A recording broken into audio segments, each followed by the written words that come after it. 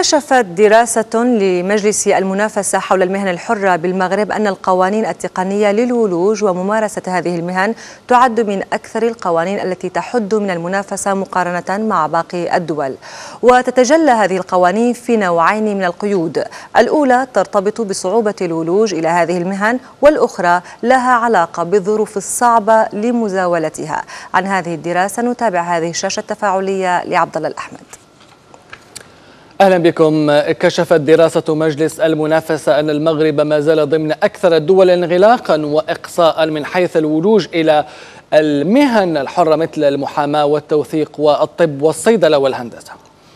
الدراسة التي اعتمدت آلية علمية دقيقة من خلال وضع المغرب ضمن لائحة تتكون من 6 دول هي فرنسا، إسبانيا، إيطاليا، هولندا وإنجلترا، أوضحت أن المغرب تصدر قائمة تقييد ولوج وممارسة المهن الحرة، ويحتل الآن المرتبة الأولى مثلا من حيث درجة تقييد كل من مهنتي المحاماة والخبراء المحاسباتيين. كما تشير الأرقام أن المغرب حل ثالثا من حيث القيود على مهنة التوثيق بعد فرنسا وإيطاليا نظرا لسياستهما المحافظة.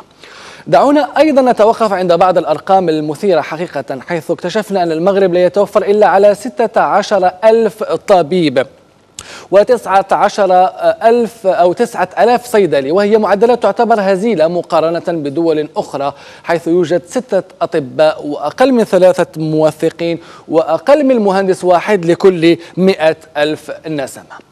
انطلاقا مما سبق تأتي توصيات خبراء مجلس المنافسة بضرورة الخروج من طابع الجيتوهات، أي كل ما هو خارج التنظيم الاقتصادي والإداري وغيره، من خلال كسر احتكار بعض المهن لتقديم بعض الخدمات مثل الاستشارات القانونية وبيع الأدوية.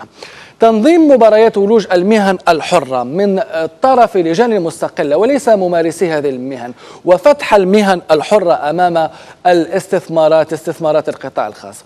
كما توصل الهيئة أيضا تقديم تحفيزات ضريبية تدفع المهن الحرة نحو الانتظام، ذلك في إطار شركات وتحسين الجودة. أيضا تقليص مدة سنوات الدراسة الجامعية المطلوبة لولوج بعض المهن الحرة. كما يوصي المجلس بإحداث جسور أكثر تسمح بالانتقال بين المهن والولوج إليها كالمحاماة والتوثيق والخبرة المحاسباتية.